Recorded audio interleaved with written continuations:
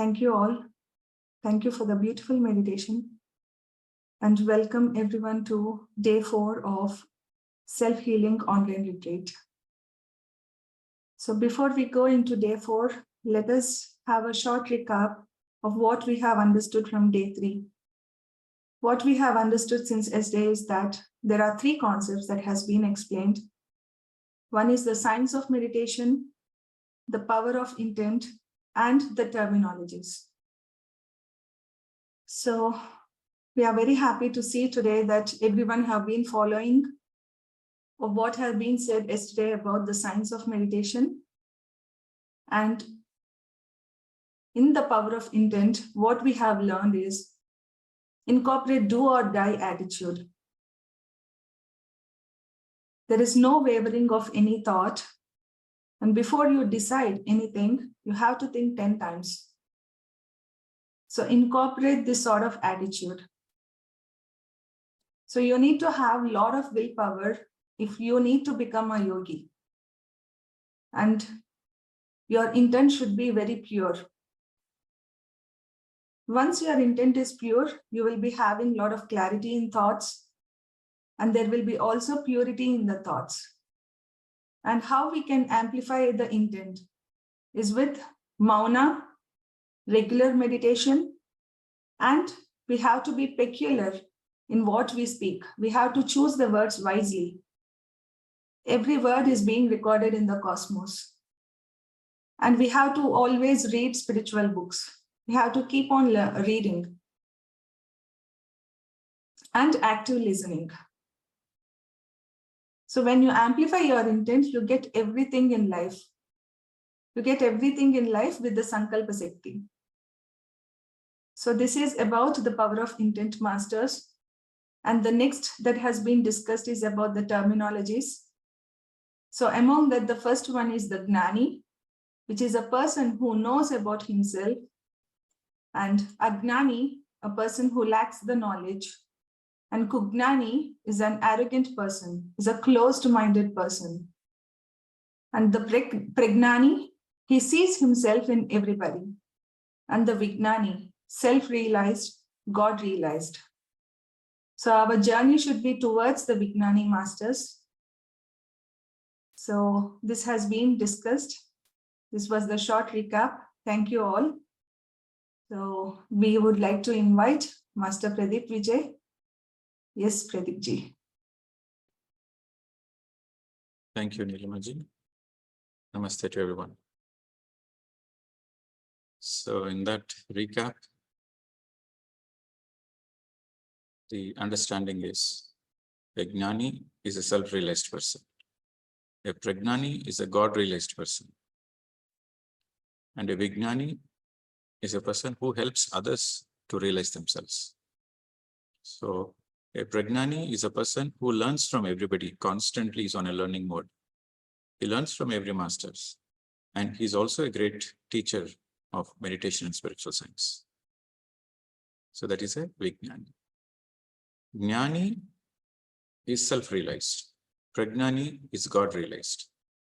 Vignani is the teacher of meditation and spiritual science. And is also constantly learning from everybody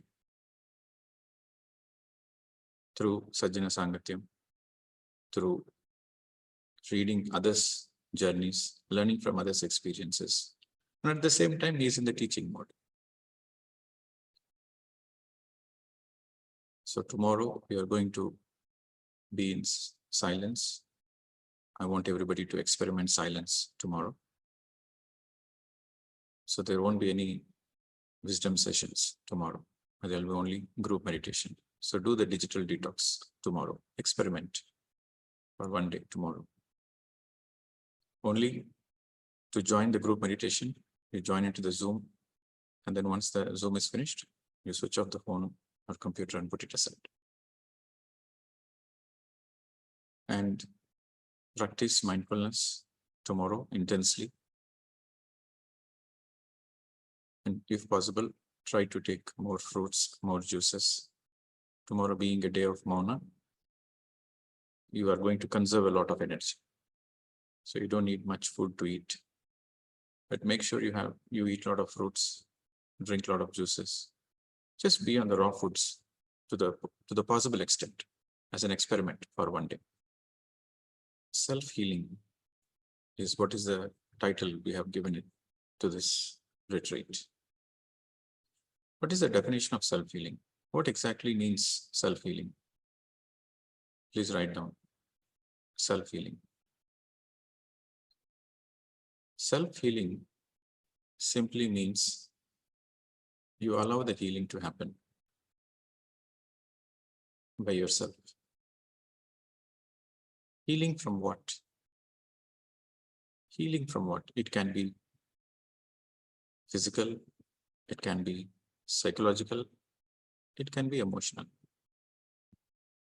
Self-healing happens naturally through self-acceptance. What are the steps one need to follow in the self-healing process? Self-healing is a process where you allow the healing to happen naturally. You are not forcing the healing. You're letting the healing to happen naturally on its own. And to let the healing happen naturally on its own, you need to have trust in the process. It is the trust which is going to heal you. You underline, trust is an important component in the self-healing process. What do you trust? You trust yourself. You trust life. You trust the creation. You trust God. Creation, God, existence, all the same.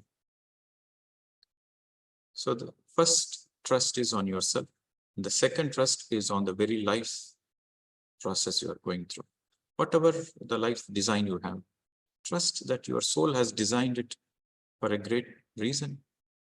You might be born in a challenging family. You might be going through financial issues. You might be going through relationship issues. You might be going through any kind of issues. You trust that life design, that your soul has designed this kind of a path to learn something, to expand your consciousness. So that is trusting life, trusting your life, trust in you, trust in yourself. The trust in yourself, you need to accept yourself as you are. So it is the acceptance which is the key. Whatever you are a good person, you are not so good person, you are a bad person, whatever you are, you accept it. Finished. Just accept. This is the way you are. Fine. With that very acceptance, you become eligible for self-healing process. It's not an arrogant kind of acceptance. It's not an acceptance where you say with arrogance, I am like this, I will never change. No. You are humble, you are willing to learn, but at the same time, you are kind to yourself. You simply accept your negatives, you accept your positives, and you say that, okay, I am born this way to learn some lessons. So what? I will learn. I accept it. I have jealousy. So what? I accept it. The moment you accept that you have jealousy, there is a possibility you can come out of the jealousy. You accept that you are a short-tempered person. You accept it. Then there is a possibility you can work on it. You accept that you are emotionally vulnerable. So that there is a possibility you become emotionally strong. That simple, basic acceptance of yourself with humility, with humbleness, and willing to learn. Humility, humbleness, and always willing to learn. That means you are trusting yourself. Then you trust life. Then you trust God or creation, existence. So when it comes to trusting the existence, you understand that this is the highest truth where it comes. Whatever happens, happens for good. When you are trusting, again, I repeat, trust is fundamental in the self-healing process. Again, trust is on 3 levels. Trusting yourself, trusting your life, and trusting God. Trusting in yourself means you are accepting as you are with humbleness, humility, and you are willing to learn. Trusting in life means you believe that your soul has chosen particular challenges to learn some lessons. So there is no complaints on life. In the second trusting in life, there is no complaints on life. Whatever might be the challenges, you know that those challenges you have designed, your soul has designed. Voluntarily, your soul has taken it. In the pre-birth, in the pre-birth process, your soul has voluntarily chosen these challenging situations to learn the lessons. So your focus is only on the lessons. Your focus is that you understand that you are going through an exam. You are going through an exam of life. So you look forward to perform the exam well. Your focus is that am I doing my duty? Am I doing my dharma? The focus is duty. Am I doing my duty the right way? And what are the lessons I need to learn? So that is where the second thing is. Then the final trust is trusting God. So when it comes to trusting God, you say that there are 2 statements when trusting God. Whatever happens, happens for good. Number 1. Number 2, in the God's creation, there is no injustice, there is no tragedy whatsoever. There is no injustice and there is no tragedy whatsoever.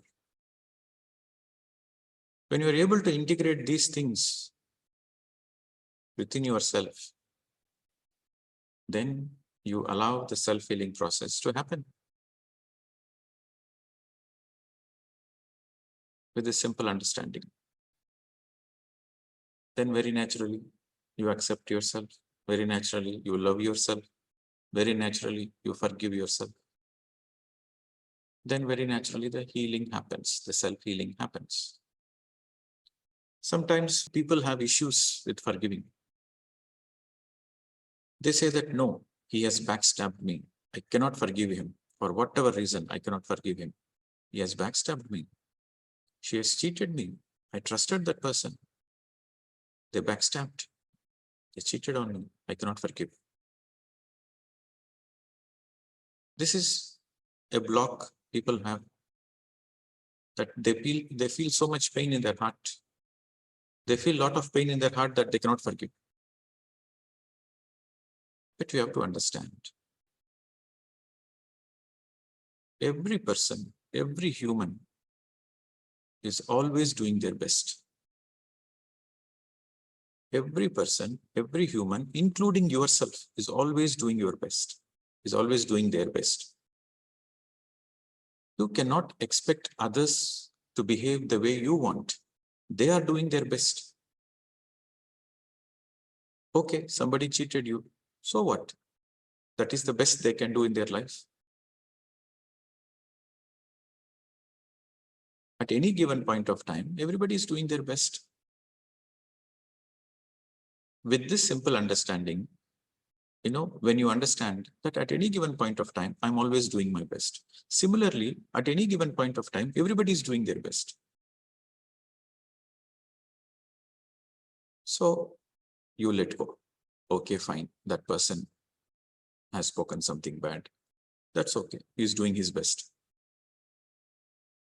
That person has cheated some money. It's okay.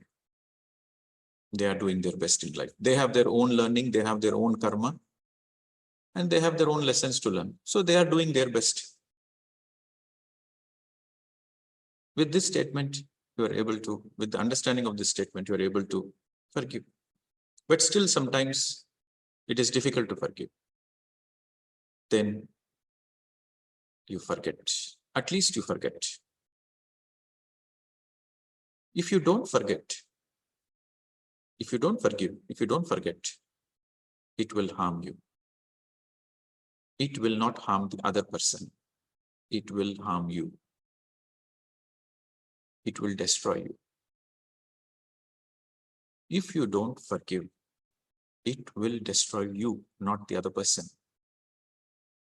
Because you love yourself so much, you don't want any harm to yourself. You want to take care of yourself. You want to be gentle with yourself. For that reason, you forgive the other person. Or at least forget and move on. This is very important. If you don't know how to forgive, you will suffer. Only you will suffer. The other person will never, it will never hurt the other person. Your anger is going to harm you. Your emotional hatred is only going to harm you. And also the other understanding is every person who comes in your life, every person who comes in your life, they might come in your life for few moments, they might come in your life for few minutes, or they might be in your life for few years. Doesn't matter. Every person who comes in your life, they are a mirror reflection to you. They are a catalyst. They are a trigger showing something about you to yourself. This is called mirror reflection. They are mirror reflecting your own qualities to you. So if you got hurt because of somebody, that's simply your own mirror reflection. That is what you need to work on. And that person has simply helped you to come into your life, to trigger those emotions so that you can learn from it. And the interesting fact is, the people who hurt you the most, you have an agreement with them before you are born that at this particular time, you come into my life and you trigger all these emotions so that I can learn from that emotions. So in the soul planning stage, you both voluntarily agree to it. Because it's a role play. Here on the earth, it's a role play. And sometimes your best enemy is your soulmate in the higher worlds. Because they volunteered to play the role of a best enemy on the planet Earth so that you can learn. When you understand these facts, that everything is a mirror reflection, then where is the anger? You naturally forgive. The forgiveness happens very naturally. See, that which happens naturally is permanent. You have to remember this point. That which happens naturally is eternal, permanent. But some people, they force forgiveness. They force acceptance. It might work temporarily, but it's going to bounce back. So when you understand why you have to forgive, then naturally you forgive. Instead of that, every day you take a pen and write down in the book, I forgive myself, I forgive myself, I forgive myself, I forgive everybody, I forgive everybody. You are programming your mind to forgive. You see, the forgiveness should happen from the soul space. But when you're writing down and you're programming from your mind space, nothing is going to happen. It might happen temporarily. Temporarily, you might feel better. Definitely temporarily, this writing down and these affirmations, it will help temporarily. No doubt it will help temporarily. But in the long run, it will not. So that's where meditation and spiritual science helps in liberation process. When you understand the spiritual science, it liberates you. It is in the understanding the liberation happens naturally. This is what Gautam Buddha said. Everybody is suffering. Everybody is suffering. There is suffering everywhere on the planet Earth. There is suffering everywhere on the planet Earth. The suffering is because of avidya. Avidya means lack of spiritual education. When you have spiritual education, then there is no place for suffering. You might go through pain. No, every human goes through pain. Whether you are enlightened or not, doesn't matter. Every human goes through pain. But when you have spiritual education, You save yourself from suffering. Pain is inevitable, but suffering is your choice. Pain is inevitable. Suffering is your choice. When you have spiritual education, then you don't suffer. In spite of the pain, you celebrate life because you know that the pain is there to teach you some lessons. So you accept pain as it is because you understand that pain is inevitable. The moment you take birth on the planet Earth, pain is inevitable. And you let the pain enable you to be a better person. So, my dear friends, in the self-healing process, theoretically, it might be very easy, but when it comes to practicality, it might take a dedicated effort. And it will take, it needs a lot of courage, willpower to go through this process. So that's where this meditation, this Sajjana Sangatyam, this Vadhyam really helps. The most important point to remember is there should be no judgments whatsoever. No judgments whatsoever. In the self-healing process, no judgments whatsoever. I'm emphasizing the important points, underline no judgments whatsoever. Trust, underline. No judgments, underline. No judgments. No judgments mean you don't judge yourself and you don't judge others. Both the scenarios. Jesus Christ simply said, judge not. You don't judge, simply. That's it. Whatever happens, don't judge. Don't judge yourself. Why are you like this? Why are you thinking like this? Why are you behaving like this? Why are you doing this? Don't judge yourself. And don't judge others. Why are they doing that? They are bad people. They are low frequency people. They are non-spiritual people. They are baby souls. No judgments. No labels, no judgments, no labels. Don't judge because you don't know any data to judge another person. You don't know yourself in the first place. People behave in a certain way because of so many reasons, so many factors. They have taken hundreds and hundreds of lifetimes. And in each lifetime, they learn some lessons and they skip some lessons and they fail some lessons. So in this particular lifetime, they behave in a certain way. It's for their own soul evolution. You cannot judge. To judge a person, you need a Himalayan amount of data about that person.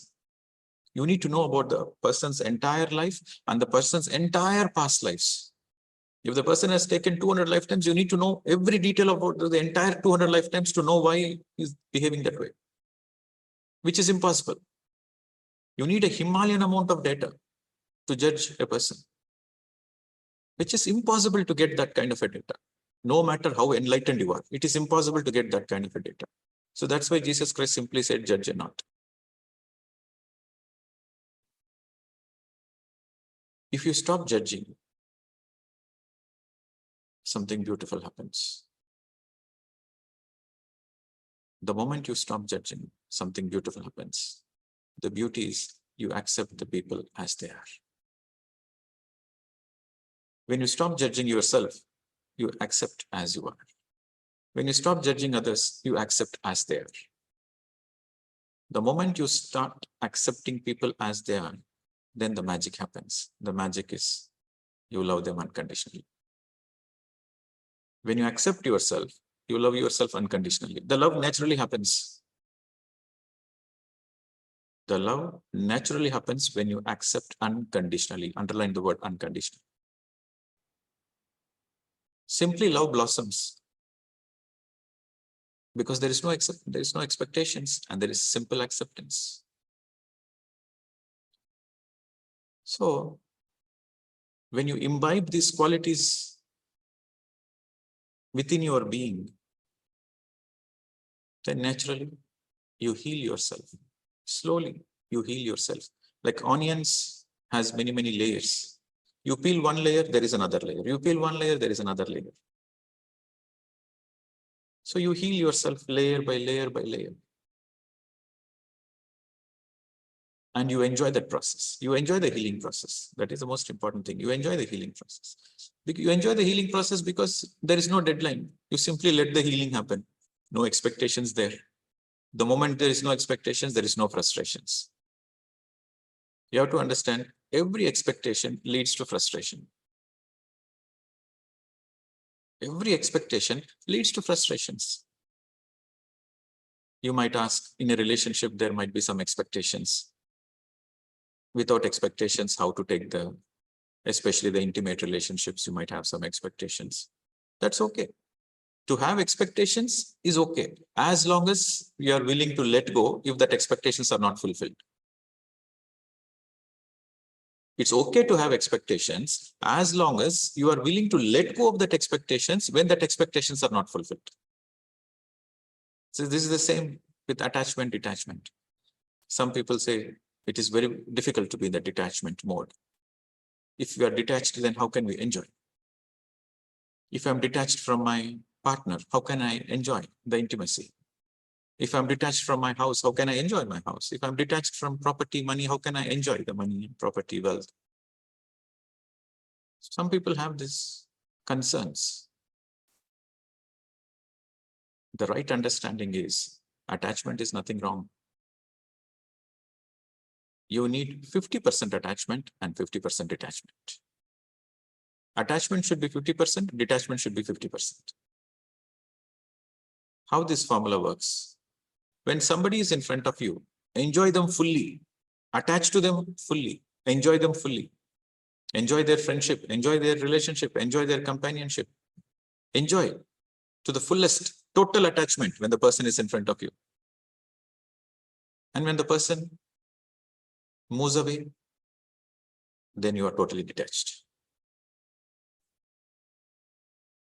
Whatever is in front of you, you are 100% attached. And whatever is not in front of you, you are 100% detached. So this is 50% attachment and 50% detachment.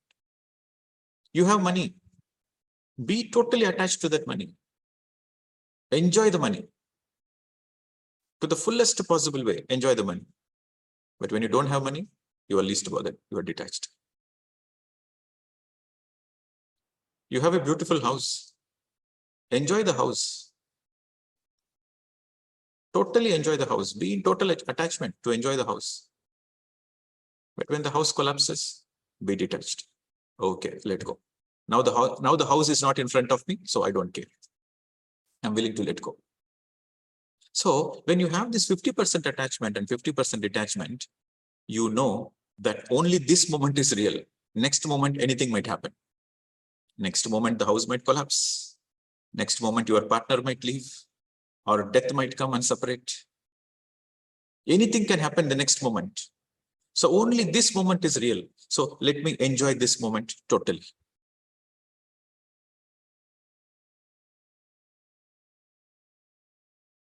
So when you are totally enjoying this present moment, you are alive. You are no more in the past, you are no more in the future, you are totally in the present moment. That is the definition of being alive. In the whatever is happening in the present moment, you are attached. And the next moment, see, life happens moment to moment to moment. Life is happening in the present moment. And the next moment comes, the old moment goes away, the new moment comes. So whatever is in front of you, whatever life is offering you, you are enjoying it. You are totally enjoying it. And past is past. Again, you underline this statement. Past is past. Gatam, gatam. If you don't let your past impact your present, you are enlightened. So, with attachment, detachment, you let the self-healing process happen, whether it is physical, emotional, psychological. You have to be even detached to your guru also. The guru is teaching you, you are totally attached to the guru. You enjoy the presence of the guru. And the moment the guru vacates the body, you are detached. let go. You letting go doesn't mean that you are ungrateful. No. You have a lot of gratitude to your Guru, but you are not clinging. You are not dependent. Non-dependence is the mark of your enlightenment. You underline this. Non-dependence is the mark of your enlightenment. No dependency on anything. No dependency on the people. When the people are in front of you, you perfectly enjoy the relationship. But when they are no more, you are no more dependent on them. Your happiness should not be dependent on any people, anybody. Your happiness should not be dependent on the materialistic things. Your happiness should not be dependent on the name and fame. Your happiness should not be dependent on your spiritual siddhis. No dependency. You are an independent person all the time, 24/7. You are an independent person. Independent person doesn't mean you are aloof. Independence doesn't mean you are indifferent. You are simply independent because you know that you create your reality all the time, and you know your happiness is within you. When you understand that your happiness is within you, it's not outside, you become an independent person. All the time, your happiness is always within you. Even in a close, intimate relationship, if you notice the peak of bliss in an intimate moment, it is your happiness which you are expressing. It is your happiness you are feeling. So, when you understand the non-dependence simply means independence. You are not dependent on anybody, on any situation, or any materialistic things. Then you are enlightened. That is called, if you are non-dependent, that simply means you are liberated. In Sanskrit, it is called mukti, moksha, liberated. You have no dependence. So you are a liberated person. Liberated from all kinds of suffering. Mukti, moksha, liberation, freedom. So my dear friends, whatever we have discussed so far, contemplate about it deeply. Whatever you've written, you go through it again in your mauna tomorrow, in a deep space, in a deep silent space. Understand the depth of it. Just because you have heard the truth once, it doesn't mean you absorb the truth. You have to listen to the truth again and again and again. So you have to refer to it again and again and again. If you want to be a great music player, you have to practice music every day. You know that raga, but still you practice it every day. That's how you become a great musician. It is the same with the truth. You have to listen to Bhagavad Gita again and again and again. You have to listen to the teachings of Krishna again and again. You have to listen to the teachings of Jesus again and again. You have to listen to the teachings of Buddha again and again and again. The more you listen, the more you absorb like a sponge. The more you internalize, and the more you have the capacity to live the truth. So that's why meditation becomes an everyday affair. Swadhyayam becomes an everyday affair. Sajjana Sangatyam becomes an everyday affair. Just because you heard the truth, you understood the truth, it doesn't mean you are happy ever after. No. Life goes in waves. In all the ups and downs, if you want to be happy, if you want to be in the state of ananda, in all the ups and downs, then you have to listen to the truth again and again and again. Even though you know the truth, you want to listen the truth from another person. See, the essence is the same, but the delivery might be different. This relates to Sahasrara Chakra, a 1,000 petal lotus. It is symbolized with a 1,000 petal lotus. Your Sahasrara symbolizes 1,000-petal lotus. So each petal is one dimension of understanding. So the same truth you understand in 1,000 different dimensions. To understand the truth in 1,000 different, the same truth, the same essence, but you understand in 1,000 different dimensions. That is the meaning of opening of your Sahasrara chakra, the 1,000-petal lotus.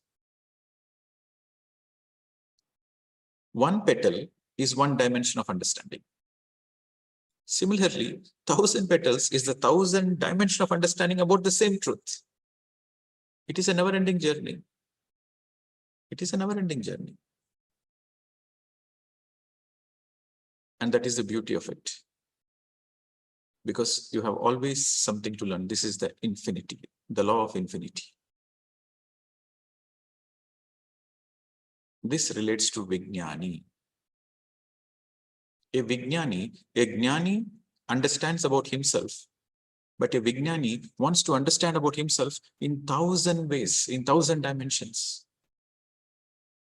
So that is the difference between a Jnani and a Vijnani. A Jnani knows the truth from one dimension. A Vijnani understands the truth, realizes the truth in 1,000 dimensions, 1,000 different dimensions. So you should always be in a learning mode. Learn from everybody, learn from every experience. Teach. The more you teach, the more you learn. Teaching is the best way of learning. So reflect all of this tomorrow in the full day of Mauna. Before you go to bed tonight, you tell yourself, you remind yourself that tomorrow you are going to be in Mauna. With that awareness, you close your eyes and go to sleep. Tomorrow morning, when you get up, the first thing you remember is, today I'm going to be in Mauna. So let that awareness come in. That is the most important. With that awareness, you can practice the Mauna efficiently. And keep the book and pen with you always. You might feel a lot of inner guidance coming to you. You might feel certain intuitions coming during that Mauna process. You might be just simply taking a shower and you might have an intuition coming up. You might be simply chopping some vegetables in the space of Mauna, in the space of mindfulness, and suddenly some intuition might come up. So immediately write down everything, journal it. And you will understand that the truth is inside you. The guidance is always there. Every day, your higher self is guiding you, but you don't have the listening ears. When you practice more and more Mauna, you're able to listen your deep feelings, your deep inner voice, which is nothing but your intuition. So, Mauna is a great process. It's a great, wonderful process to learn a lot about yourself from yourself. So, after you experiment this Mauna process, we will integrate day after tomorrow.